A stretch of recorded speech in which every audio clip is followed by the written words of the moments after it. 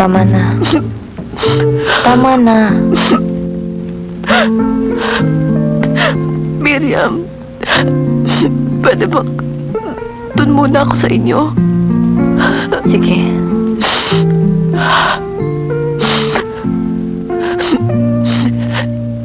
Miriam, yung maleta nasa kwarto.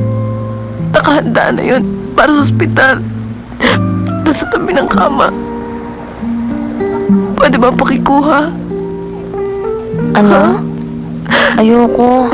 Baka ako naman ang bubog ni Sunny.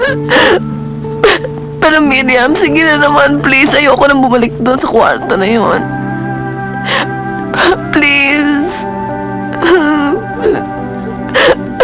Please.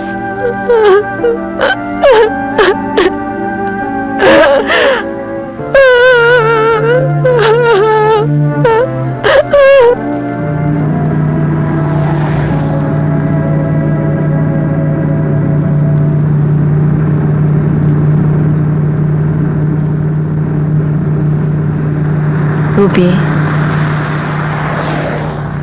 ayoko na makita pa siyang muli.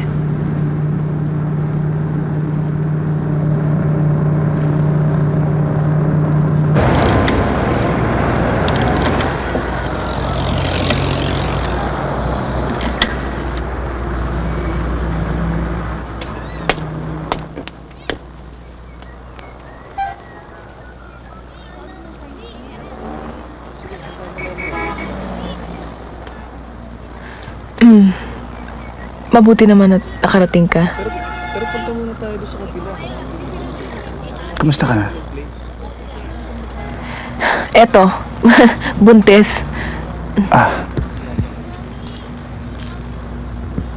Ilang buwan na yan? Ilang buwan na yan? 6.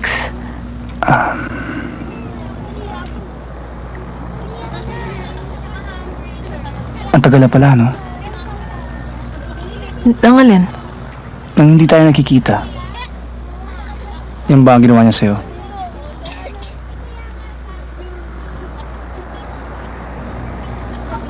Putang ina yun. Hanggang ngayon pala, minumura mo pa rin siya.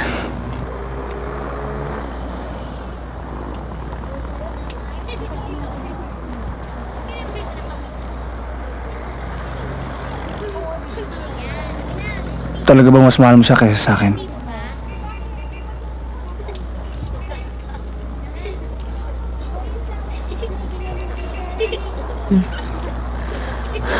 Maganda lang ang timing niya.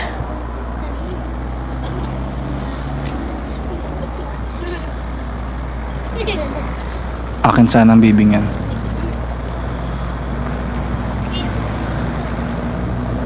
Kung hindi sana tayo nag-away eh. Madali ka na wala ng tiwala sa akin. Paano kung tayong dalawa nagkatuluyan? Dino, anong klaseng buhay ang ibibigay mo sa akin? Pinlano ko na lahat. I thought we were really meant for each other. Nurse ka. Doktor ko. Magtutulungan tayong dalawa doon sa clinic. Saan? Sa probinsya namin, sa Mindoro.